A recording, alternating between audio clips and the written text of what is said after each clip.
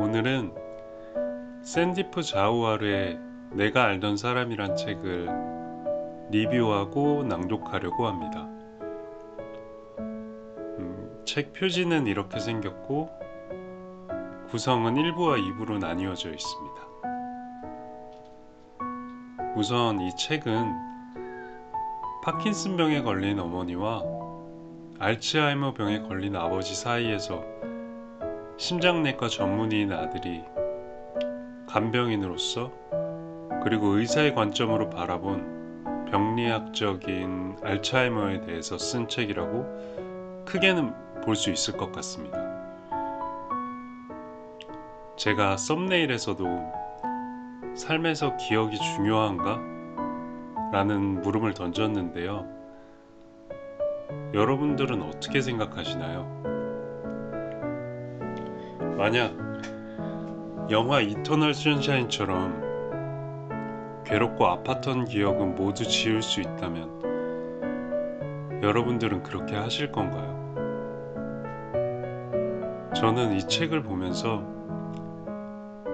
어찌 보면 기억과 추억은 한 사람의 유일한 우주이자 삶 자체가 아닐까 하는 생각을 하게 됐습니다. 내가 나라는 사람을 타인과 다른 주체라고 규정할 수 있게 만드는 유일한 요소가 어찌 보면 기억과 추억이 아닐까요? 혹시 여러분들도 주변에 치매나 인지장애를 겪고 있는 누군가가 있나요? 저 같은 경우는 고양이 둘을 아주 어릴 때 데려와서 지금 둘 다 11살인데요. 사람으로 치면 거의 60살이라고 하더라고요. 자연스럽게 저는 고양이가 아기 때 삐약거리면서 제 품에 안겨있던 순간부터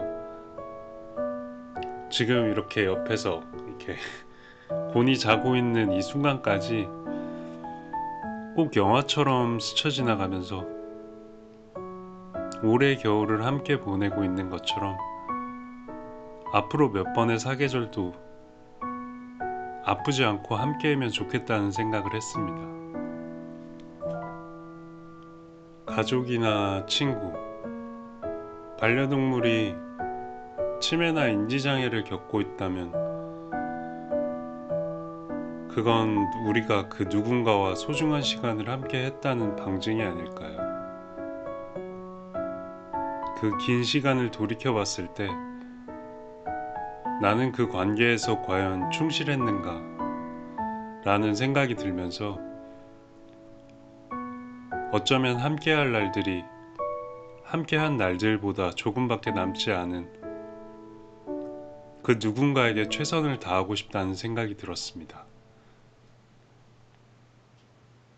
저자는 부모님과의 일화들을 기억하면서 자신만의 우주를 사유하고 아파하고 후회하고 슬퍼하는 그런 과정들을 담담한 필지로 써내려가는데요.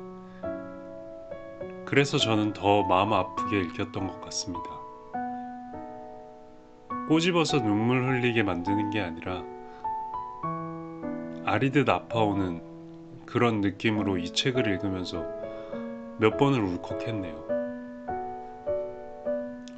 하지만 이 책은 부모님과의 추억을 회상하는 데 그치지 않고 질환을 의사로서 드라이한 관점으로 분석하기도 하는데 전문적이지만 또 그렇게 어렵지 않게 읽히는 수준으로 잘 풀어놔서 뇌 관련 질환에 대한 지식도 얻을 수 있는 점이 저는 정말 좋았습니다.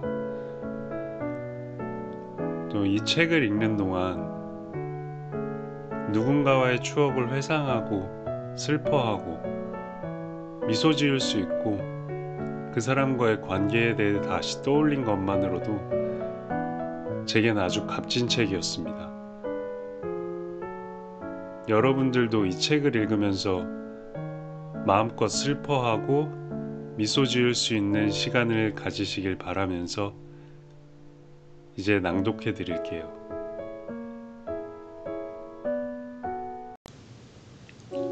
지식이 두터워질수록 나는 아버지의 세계로 더욱 깊숙이 들어갈 수 있었다.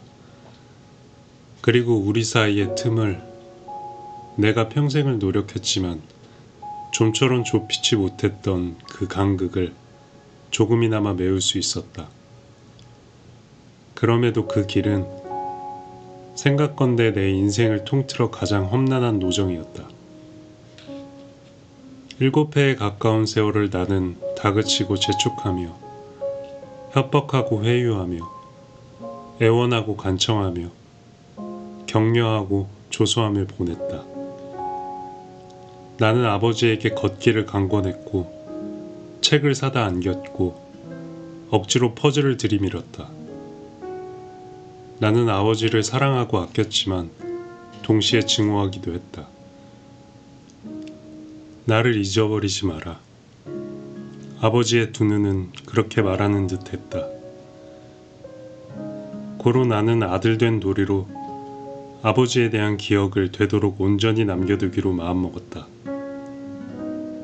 결과적으로 나는 아버지에 대해 아버지가 어떤 사람이며 좋아하는 것과 싫어하는 것은 무엇인지에 대해 아버지 당신보다도 더 상세히 알게 되었다. 돌이켜보면 기묘한 책임감이었다. 모임에 나가면 나는 아버지가 책을 쓰고 학술상도 받았다는 사실을 굳이 언급하려고는 했다. 아버지가 당신을 괴롭히는 병보다 더 큰 사람이라는 것을 나는 그런 식으로나마 모두에게 상기시키고 있었다. 결국 내 머릿속에는 아버지에 대한 기억의 편린들만이 남았다. 중년에 접어들면서 내 기억력도 나날이 약해져 갔다. 때때로 나는 아버지의 젊은 시절을 그려보았다. 그러면 옛 모습의 흔적들이 말과 몸짓의 형태로 마음속에 떠오르는 것이었다. 그것은 막연하고도 아득한 하나의 흐릿한 심상에 가까웠지만 때로는 각각의 요소가 하나로 합쳐지면서 아버지가 예전 모습 그대로 호련히 나타나기도 했다. 풀먹인 흰색 교복을 입은 나를 데리고 버스 정류장으로 향하던 길에 아버지는 내 손을 꼭 잡고 있었다. 그때 내가 아버지의 손을 꼭 잡았던 것처럼. 물론 이 기억은 허구다. 하지만 그 가공의 인물보다 현실 속 변해버린 아버지가 내게는 더 허상처럼 비쳤다. 쌀쌀한 11월의 그날 고든 선생의 진료실에서 차를 몰고 돌아올 때만 해도 나는 앞으로 펼쳐질 상황을 세세하게까진 알지 못했다.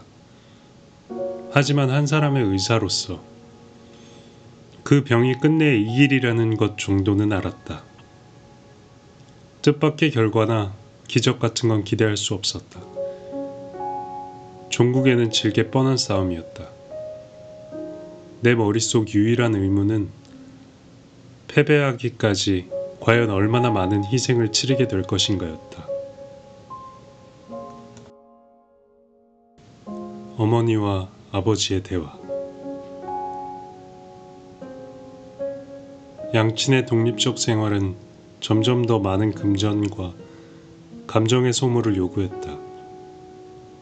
하지만 그럴 만한 가치가 충분했다는 것을 우리는 순간순간 느낄 수 있었다. 어느 오후 차에서 아버지에게 전화를 걸었을 때의 일이다. 어머니의 약상자도 채울 겸 좀 이따 들르겠다는 말을 전하고 대화를 마쳤는데 아버지 쪽에서 깜빡하고 전화를 끊지 않았다. 전화기 저편에서 아버지가 텔레비전 켜는 소리가 들리더니 이내 유행하는 힌디어 영화 삽입곡이 흘러나왔다. 나랑 음악 들을래요? 아버지가 어머니에게 물었다. 어머니는 답이 없었다. 그러지 말고 이리 와서 내 손을 잡아요. 아버지가 말했다.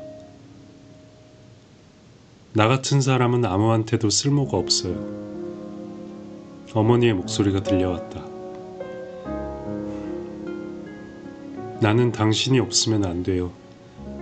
아버지가 말했다. 애들도 마찬가지고. 자, 내 손 잡아요. 같이 춤춰봅시다.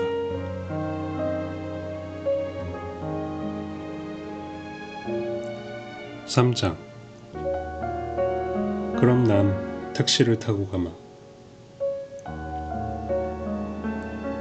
하지만 아버지는 당신의 순서가 끝나자마자 느닷없이 식장을 뜨겠다는 의사를 내비쳤다. 오후 2시가 다 되었으니 그만 집에 돌아가 낮잠을 자고 싶다는 것이었다.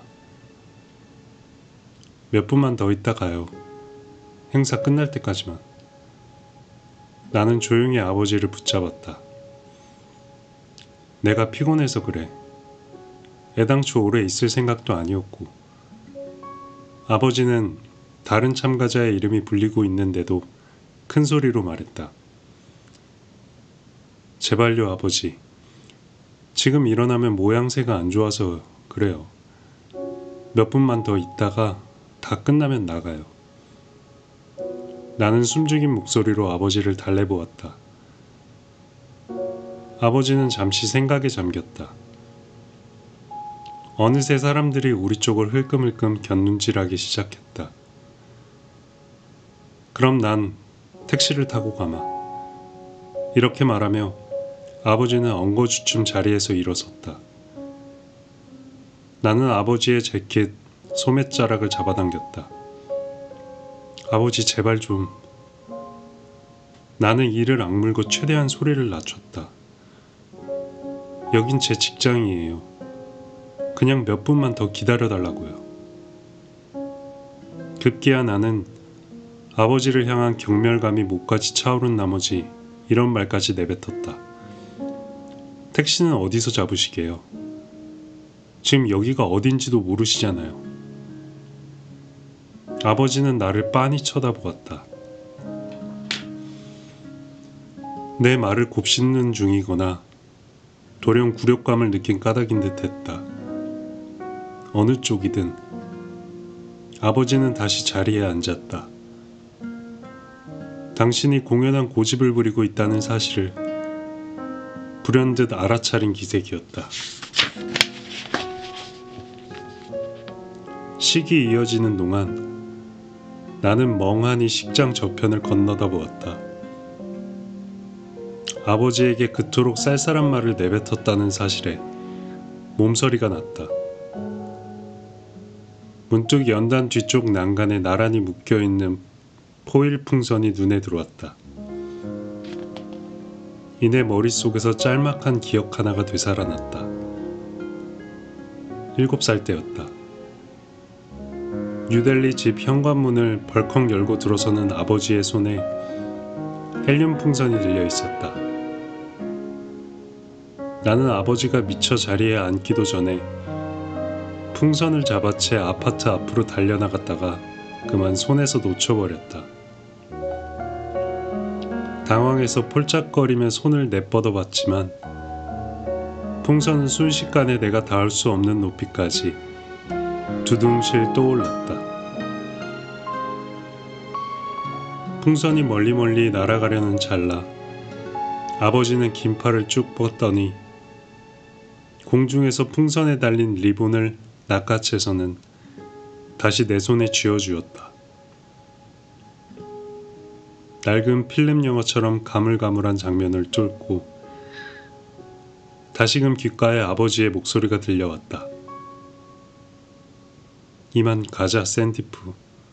피곤하구나.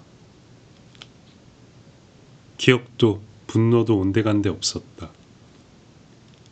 파도에 휩쓸린 모래 위 그림처럼 어느새 말끔히 지워진 뒤였다. 나는 다시금 아버지를 달래보았지만 그리고 몇 분쯤 더 잡아두는 데 성공했지만 그날 오후 아버지는 도무지 고집을 꺾지 않았다. 가요 아버지. 결국 나는 옆자리에 앉은 그 고상한 노부인의 동정어린 시선을 애써 외면하며 자리에서 일어섰다. 집에 가시자고요. 우리는 옆문으로 식장을 빠져나갔다. 집으로 돌아가는 길에 아버지와 나는 서로 말 한마디 건네지 않았다. 차를 몰고 진입로에 들어섰을 때쯤에는 다시 햇빛이 반짝거리고 있었다. 곳곳에 생긴 작은 빗물 웅덩이가 밝고 푸른 하늘을 되비추었다. 와줘서 고맙구나, 산자. 아버지는 차문을 열며 말했다. 내가 아직 화를 풀지 않았다는 걸 다 아시는 눈치였다. 고맙기는요.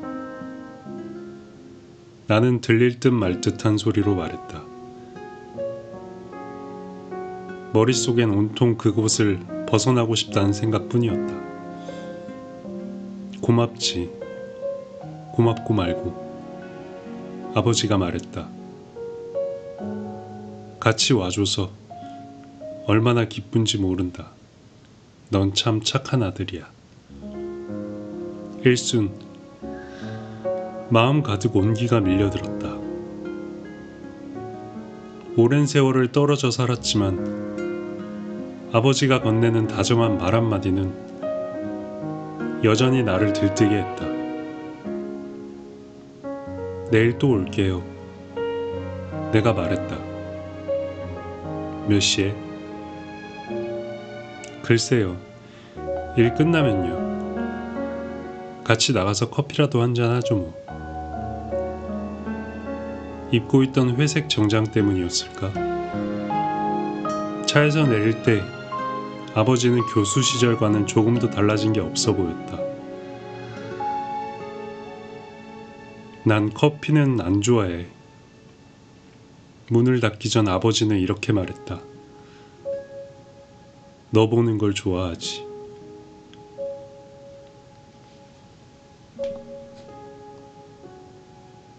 오장.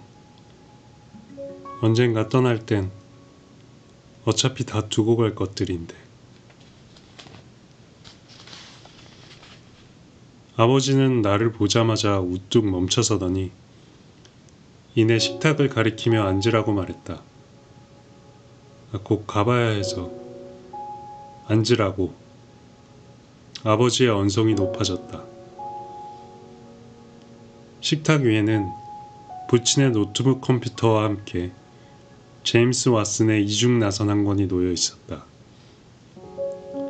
지난 주말, 그러니까 내 생일에 내가 선물로 드린 책이었다. 아버지는 표지에 샌디프에게 귀한 선물을 받았다 라는 문장을 친필로 적어두었지만 그 외에는 책을 건드린 흔적이 전혀 눈에 띄지 않았다. 나는 한 해가 지나도록 포장 비닐도 안 벗긴 등받이가 높은 의자에 앉았다. 그래서 무슨 일이신데요? 아버지는 잠시 생각을 정리하는가 싶더니 그간 마음속에 담아둔 이야기를 꺼내놓았다. 네가 지금의 네 모습으로 사는 건 1차적으로 내 덕분이다. 아버지는 잠시 숨을 고르며 말뜻이 충분히 이해되기를 기다렸다. 전적으로는 아니지만 1차적으로는 그래. 내가 아니었으면 넌 의과대학도 무사히 끝마치지 못했을 거야. 일견 이상하게 들리면서도 타당성이 다분한 주장이었다. 내가 의대에 다니던 시절 아버지는 내 이야기를 참을성 있게 들어주었고 내가 흔들릴 때마다 한없이 용기를 북돋아 주었다. 왜 지금 그런 얘기를 하세요? 나는 참을성 없이 물었다. 네 생일에 말이다. 넌 오로지 엄마 얘기만 하더구나. 내 얘기는 단 몇 마디도 하지 않았어. 어찌나 당황스럽던지. 나는 그날의 건배사를 돌이켜보았다. 그만한 일로 아버지가 서운해한다는 것이 놀랍기도 했다. 제가 엄마 얘기를 한 게 어때서요? 지금껏 고생하셨는데 그만한 대접은 받으셔도 되지 않아요? 네가 쓴 책 헌사에도 오로지 엄마 이름만 들어갔어. 내 이름은 쏙 빼고 말이다. 이 말과 함께 아버지는 두 번째 저서 의사 노릇하기를 식탁에서 집어 던졌다. 둘 다 언급해야지. 첫 책 헌사는 아버지한테 바쳤잖아요. 아니, 그랬어요. 아버지가 잊으셔서 그렇지. 내 말은 들은 척도 아는 채 아버지는 내 저서의 책갈피에 끼워져 있던 편지를 꺼냈다. 이 집으로 오는 우편물에는 죄다 라지브 이름이 적혀 있더구나. 이렇게 말하며 아버지는 떨리는 손으로 봉투를 내밀었다. 아닌 게 아니라 형은 수금 통지서가 날아오는 사태를 미연에 방지할 목적으로 모든 고지서가 자기 앞으로 발송되도록 수령인 이름을 변경해 둔 상태였다. 그 문제는 나중에 형이랑 의논하세요. 나는 이렇게 말했다. 라지브랑 의논하다니, 아니 왜? 돌연 아버지의 목소리가 격앙되었다. 여긴 내 집이야. 맞아요, 아버지 집이죠. 나는 짐짓 차분하게 말했다.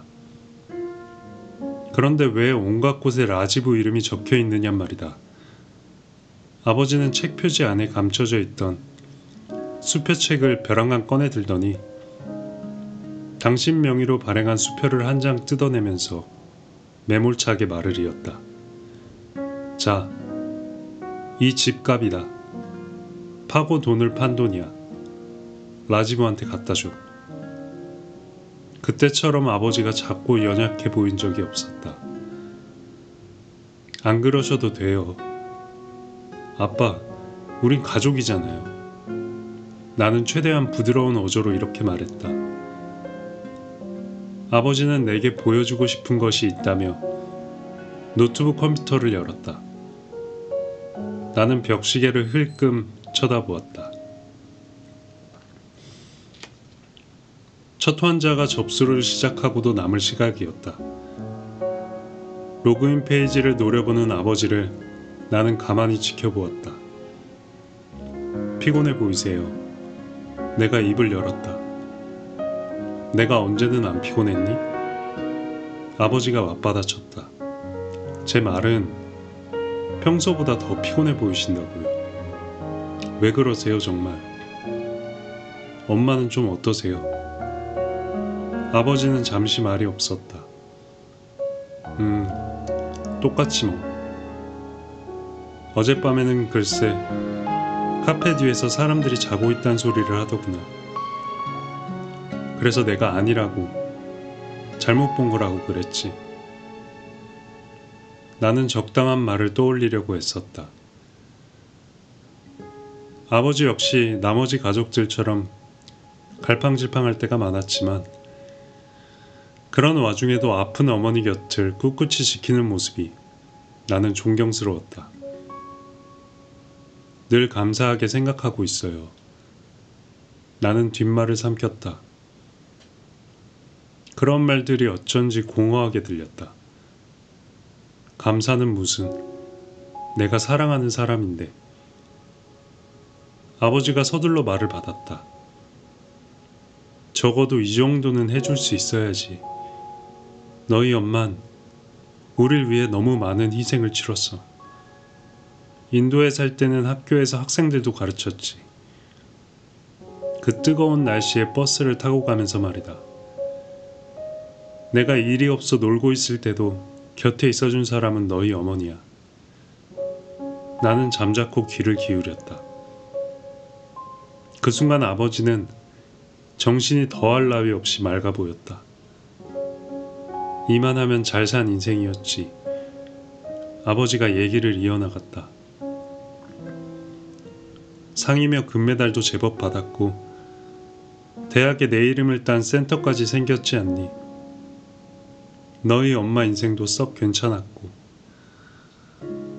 하지만 우린 이제 살 날이 얼마 남지 않았다. 요즘은 가끔 우리가 죽는 게 최선이라는 생각이 들어. 나는 의자에서 벌떡 일어섰다. 무슨 소리를 하시는 거예요? 아버지는 흡사 수천 킬로미터 너머의 물체를 꿰뚫어 보는 것처럼 나를 물끄러미 쳐다보았다. 예전엔 나도 눈코 뜰 새 없이 바빴지. 아버지가 말을 이었다. 강의에, 파워포인트에, 이메일에. 그런데 이젠 아버지의 목소리가 잦아들었다. 지금도 하실 수 있는 일이 얼마나 많은데요. 나는 아버지를 다독였다. 전에 말했던 콜드스프링 하버 연구소에 같이 가보면 어때요? 거기서 여름학교 수업을 가르칠 수 있으실지도 모르잖아요. 그런 일이 더는 불가능하다는 걸 알면서도 나는 이렇게 말했다. 아니면 뭐든 다른 시계의 활동에 참여해보시는 것도 좋고요. 어머니가 침실에서 아버지를 찾았다. 또 화장실에 가려는 모양이었다. 아버지는 큰 소리로 금방 가겠다고 답하고는 내 쪽을 돌아보았다. 보나마나 너희는 나를 그리워하지도 않게 될 거야. 이제 너희한텐 너희 가족이 있지 않니? 그럴 리가요. 당연히 그리워하죠. 나는 소리쳤다. 추억이 있잖아요. 뭐 2, 3일이나 일주일은 그럴지도 모르지. 하지만 금세 잊어버릴걸? 그래도 너희 엄만 날 그리워해 줄 거야. 우린 일생을 함께 했으니까. 가끔 내 화를 도둑이는 해도 나한텐 정말 소중한 사람이야. 언제나 내 편이었지. 내 휴대전화가 웅웅거렸다. 그럼요. 저도 알죠. 나는 한시라도 빨리 그곳을 벗어나고 싶어 이렇게 얼버무렸다. 넌 몰라. 아버지가 소리쳤다. 너희 엄만 옛날에 중학교에서 애들을 가르쳤어. 그 뜨거운 날씨에 버스를 갈아타면서 말이다. 내가 그 얘기를 한 적이 있던가? 이윽고 다시 차에 오르는 내 모습을 아버지는 현관 앞 계단에서 지켜보다가는 후진으로 진입로를 빠져나가는 나를 향해 어정쩡하게 손을 흔들었다. 순간 아버지와 더 오래 같이 있고픈 마음이 살며시 찾아들었지만 환자들이 기다리는 곳으로 떠나야 했다. 그때였다. 오랜 세월 잊고 지낸 감정이 걷잡을 수 없이 밀려들었다. 나는 차문을 열고 계단을 뛰어올라 아버지를 끌어안았다. 아버지의 셔츠에 배어있던 올드스파이스 화장수의 희미한 향내가 흘러간 시간 속으로 아버지가 다른 남자였던 시절, 내가 아버지를 경외하던 시절로 나를 데리고 갔다. 지금의 아버지를 비록 늦은 아침대에도 여전히 잠옷을 입고 있지만 한때는 당신의 일에 자부심을 가졌고 꾸준히 스스로를 잘 다스려 왔다는 그 사실을 자랑스럽게 여기던 그 남자를 보고 있자니 가슴이 아려왔다. 아버지는 언제나 비토리오 데시카 감독의 자전거 도둑을 떠올리게 했다.